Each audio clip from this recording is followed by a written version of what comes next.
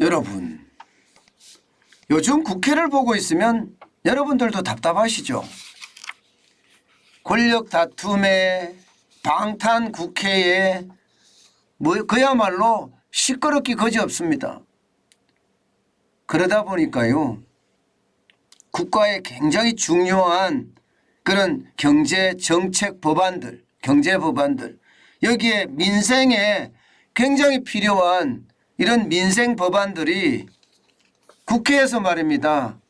쉽게 말하면 개무시당하고 있습니다.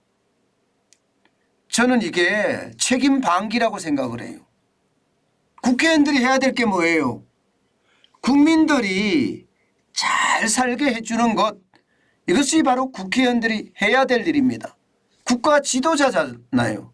그런데 그들 싸움에 지금 연연하고 있습니다. 그러니 국민이나 민생이나 여기에는 관심이 전혀 없습니다. 당장 말입니다, 여러분. 대한민국의 재정 준칙 있잖아요. 쉽게 말하면 어느 정부가 들어서더라도 돈을 함부로 살포하지 못하게 만드는 법안, 국가재정법안이거든요. 그 국가재정법안 안에 재정준칙이라고 있습니다. 쉽게 말하면 국가는 함부로 열지 말라는 법이에요. 누가 되더라도. 그런데 그 법안이 또 국회에서 2월에 통과가 되지 않을 것 같습니다. 오늘이 마지막 날이잖아요. 그런데 경제재정소위원회에서 더불어민주당 의원들이 갑자기 말입니다. 공청회를 연 이후에 법안 심사를 이어간다 이렇게 요구하면서요. 결국 2월 국회에서도 무산돼 버렸습니다. 사실 나라 국간을 어떻게 푸느냐 하는 법안인데 이거 굉장히 중요하거든요. 지금 나라 부채가 엄청나게 올라가기 때문에 이대로 가다가는 여러분 그리스 된다, 이탈리아 된다, 심지어는 베네수엘라 핵열차를 탔다 이런 말까지 나오는 판국입니다. 그런데도 말입니다. 국가재정준칙은 국회에서 전혀 통과가 되지 않고 있다는 사실이에요. 참 이것을 보면 답답한 겁니다. 공청회요? 필요하죠. 이게 여당에서는요. 공청회 열자고 이야기를 했었습니다. 2월 22일에 공청회 열고 이달 내에 법안 처리하자 이렇게 제안을 했습니다. 그런데 민주당에서는요. 토론자 섭외에 시간이 걸린다면서 거부했고요. 그러다가 갑자기 또 공청회를 들고 나온 겁니다. 사실 법을 새로 제정하는 것이 아니라 개정할 때는요. 공청회가 의무 사항이 아닙니다. 그냥 전문가 집단 간 다음에 그리고 컨퍼런스 이렇게 열어가면서 이 재정 준칙에 대한 아주 자세한 설명을 하면 됩니다. 실제로 말입니다. 컨퍼런스를 열어서 수차례 열었습니다. 그러면서 재정 준칙을 단단히 하자고 지금 야당도 여당도 나름대로는 컨센서스는 이루어져 있습니다. 의견 일치는 돼 있어요. 그런데도 불구하고 지금 민주당 의원은 이 핑계 저 핑계 대면서 지금 국가재정준칙을 지금 늦추고 있습니다. 이것은 어떻게 생각하면요. 2월에 이렇게 늦춰졌다는 이야기잖아요. 그러면 3월은 어떻게 될까요? 그리고 4월은 어떻게 될까요? 이게 차일피일 미뤄질 수밖에 없다는 게 현실이 되거든요. 왜냐하면 현금 살포를 해봤거든요. 그래서 국회의원 선거에서 그야말로 공영 여당으로 만들어졌던 것을 상기하고 있거든요. 그렇기 때문에 현금 살포가 최고로 좋다 이렇게 생각을 하고 있는 겁니다. 결국 말입니다. 지금 집권은 국민의힘 여당에서 윤석열 정부가 탄생을 했고 아직 야당은 집권에 대한 생각이 아직은 없잖아. 아직 시간이 많이 남았잖아요. 대통령 선거하려면 아직도 1년 이상 1년이 3년 이상 남았죠. 예, 그런데도 불구하고 이 핑계 저 핑계 대는 것은요. 결국 말입니다. 우리가 권력을 잡으면 현금 풀어야 된다. 뭐 이런 생각이 강한 것은 아닌가 그런 생각을 참 많이 해봅니다. 여러분 윤석열 정부는요. 예, 이게 제가 칭찬하려고 하는 것이 아니라 실제로 말입니다. 재정 준칙을 굉장히 강하게 만들어냈습니다. 작년 9월에 예, 기획재정부 추경호 경제부총리를 위시해서 정부가 만든 재정 준칙 아닌데요. 기본적으로 예, GDP 대비 국가 부채 비율을 관리재정 수지입니다. 관리재정 수지. 이게 순나라 지표거든요. 예, 여기에 3% 이내로 설정했습니다. 2020년 예, 2년만 예외로 5.1% 이게 뭐 문재인 정부에서 그동안 풀어왔던 게 있으니까 한꺼번에 못하잖아요. 3% 이내로 설정을 하겠다 이렇게 정리를 했어요. 게다가 국가 부채 비율이 60%가 넘어가면 2% 이내로 관리하자 이렇게 이미 예, 재정 준칙을 마련했습니다. 과거 홍남기 경제부총리가 굉장히 복잡한 등식을 가지고 와서 말입니다. 국민들을 우습게 알았던 그 재정 준칙과는 또 다릅니다. 예, 그때는요. 이게 관리재정 수지가 아니었거든요. 저는 그 어느 때보다 나라 살림의 기초가 되는 관리재정 수지가 굉장히 중요한 지표라고 생각을 하거든요. 그런데 이게 지금 통과가 안 된다는 뜻이에요. 통과가 안 되면 여러분 어떻게 될까요? 통과가 안 되면 어느 정부가 할 것 없이 막 풉니다. 문재인 정부 때 돈 뿌린 거 보세요. 이게 재정 준칙이 제대로 돼 있으면 415조 5천억까지 이렇게 풀었겠습니까? 이게 기본적으로 관리재정 수지를 했을 때 3.4% 이 정도 뿌리면 170조 4천만 원, 4천억 원 이 정도거든요. 그런데 14.46%나 뿌렸잖아요. 예, 이렇게 말입니다. 책임 안 지고 그야말로 현금 살포라고 엄청나게 쏟아부었습니다. 이거 못하게 막자는 거예요. 쉽게 말하면 포퓰리즘을 법으로 견제하자는 겁니다. 법으로.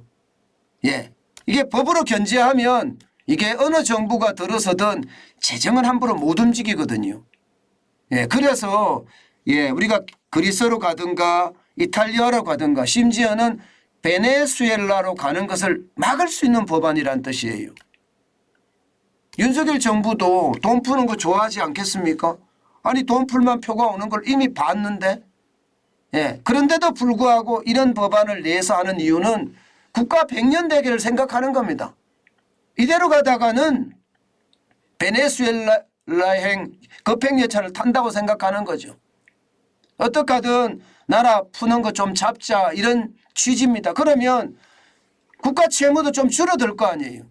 지금 현재 올해 말입니다. 올해 말에 가면 예측하기에 1068조 8천억까지 국가 채무가 늘어난다고 해요. 이게 2022년에 1068조 8천억 원인데 올해 그만큼 안 늘어난다는 뜻이에요. 윤석열 정부는 작은 정부를 지향하면서 긴축 재정을 폈거든요. 그렇기 때문에 예, 이게 재정 준칙을 실제로 준수하면서 나라 국간을 지키겠다 하는 그런 강한 의지가 포함이 돼 있다 이렇게 저는 생각이 들거든요. 저는 국회의원이라면 마땅히 국민을 위해서 경제법안 통과시켜야 되고요. 또 국민을 위해서 민생법안 통과시켜야 됩니다. 이대로 계속 이 핑계 저 핑계 되는 것은요. 이게 국회의원들 국가 지도자잖아요. 그럴 자격이 없다.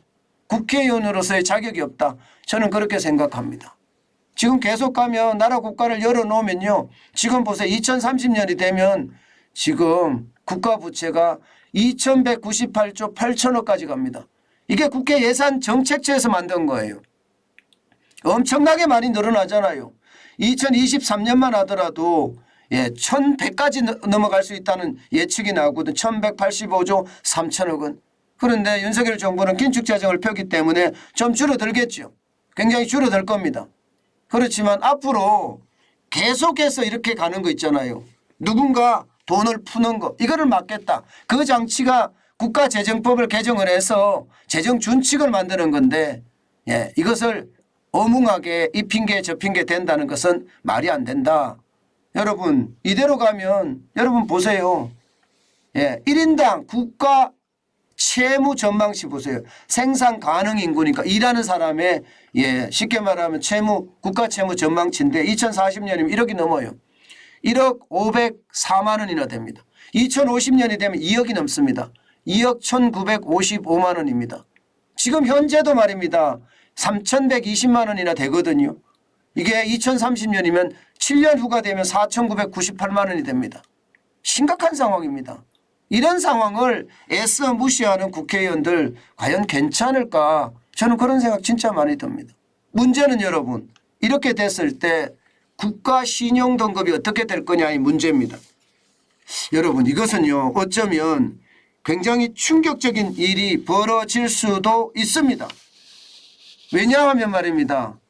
이게 국제 신용평가 기관이 3개가 있습니다. 지금 제가 예시를 한 피치, 그다음에 S&P, 무디스가 있습니다. 그런데 이 국제 신용평가 기관 3대 기관에서요. 하나같이 이야기하는 것이 대한민국의 재정준칙 도입해야 된다. 이렇게 이야기합니다. 그리고 도입한다고 발표를 하니까 굉장히 환영의 뜻을 나타냈습니다. 실제로도 말입니다. 새로 도입한 재정준칙은 공공부문 부채 리스크 관리에 도움이 될 거다. 이렇게 피치에서 실제로 평가를 했습니다. 그러니까 이게 다시 말해서 지금의 대한민국 신용등급이 AA-인데 위에서 보면 4번째 피치 기준입니다. 이것을 지켜낼 수 있다는 겁니다. 게다가 무디스도 그렇고요. S&P도 그렇고요. 재정 준칙에 대해서는 굉장히 높이 평가했고요. 심지어 IMF 국제통화기금에서는요. 재정 준칙 도입하는 게 대한민국이 굉장히 좋다. 아주 긍정적으로 말을 했습니다. 만약에 말입니다. 이렇게 우리가 나라에서 국가에서 재정 준칙을 도입하겠다고 하고 그 법안을 국회에다가 제출해 놨는데 국회가 머뭇머뭇거리잖아요. 그러면 여러분 국가 신용등급이 떨어질 수도 있습니다. 왜냐하면 부채가 많아지기 때문에 지금. 부채가 워낙 빨리 많아지기 때문에 국가 신용등급이 AA-에서 A+로 중국과 같은 반열에 설 수도 있습니다. 만약에 그렇게 됐을 때 여러분 우리나라에 투자한 외국인들 가만히 있을까요? 저는 우리나라에 투자한 외국인들이 충분히 빠져나갈 수 있다고 생각합니다. 신용등급이 떨어지면 당연히 빠져나갑니다. 그만큼 말입니다. 외국인들이 빠져나가면 대한민국에는 위기예요. 대한민국에는 위기. 어디 그뿐입니까? 국가 신용등급이 떨어지면요. 우리가 해외에서 돈을 많이 빌려오잖아요. 그러면 그 이자도 다 올라갑니다. 이자도. 그러면 이자에 대한 부담 굉장히 셉니다. 안 그래도 세계적으로 전부 다 여러분 알다시피 기준금리를 다 올렸습니다. 돈 빌려오는 비용도 굉장히 비쌉니다. 그렇게 된다면 여러분 결국 말입니다. 외국인은 빠져나가죠. 해외에서 빌려오는 이자 부담은 굉장히 크지요. 이게 두 가지가 이 상승작용을 해서요. 국가 전체의 신용위기로도 번질 수 있다. 저는 그렇게 생각을 합니다. 저는 국가 지도자들이라는 국회의원들이 책임을 이게 방기하면요. 결국 그들이 국가 위기를 몰고 오는 장본인이다. 이렇게 저는 생각을 합니다. 제발 정신 차리고 대한민국 국민을 바라봐야 돼요. 그렇지 않고 말입니다. 이게 까딱 잘못했다가는요. 국가가 무너질 수 있는 위기 우리나라 지도자들이라는 국회의원들이 가져올 수도 있습니다. 저는 그거 엄중히 경고합니다. 분명히 그렇게 될 수가 있습니다. 이게 여러분 세계 여러 나라들도요. 재정 준칙을 도입을 해서요. 이게 권력이 함부로 나라 국간에 손대는 거 막고 있습니다. 전체적으로 보면 2020년 기준이기는 하지만요. 재정 준칙을 도입한 국가가 105개나 됩니다. 그중에 선진국은 31개나 돼요. 대한민국은요. 우리 선진국 클럽에 가입했다고 하잖아요. OECD에 가입을 했잖아요. 경제협력개발기구에. 거기에 가입한 나라 중에 말입니다. 재정 준칙이 없는 나라는 우리나라하고요. 트리키에밖에 없습니다. 트리키에. 예. 대부분이 재정 준칙을 가지고 국가 예산을 권력이 함부로 못 쓰게 막아놨습니다. 그런데 우리는 예. 지금 그렇게 하지 않는다는 거. 이것은요, 여러분, 진짜 대한민국이 망해갈 수 있는 엄청난 징조라는 거. 아마 여러분들은 이제 이해하실 겁니다. 제발 국가 지도자라는 사람들, 예, 정신 좀 차리고요. 대한민국의 민생, 예, 대한민국의 경제 위기라고 하는데 바로 여기를 좀 돌아봤으면 좋겠네요. 참 안타까운 일이 현실로 계속 벌어지니까요. 참 답답합니다. 머리 좋은 대한민국의 지도자가 예, 그야말로 똥을 먹은 것처럼 멍청해졌다는 사실이 예, 저는 참 안타까워요. 제발 건불 10년 화무 11홍이라는 말을 반드시 기억했으면 좋겠습니다. 권력은 10년을 가지 못하고요. 꽃은 열흘을 불지 못하다고 했습니다. 이 말이 그들 머릿속에 뇌 속에 파고 들어갔으면 좋겠습니다. 그러면 좀 더 다른 대한민국이 되지 않겠습니까?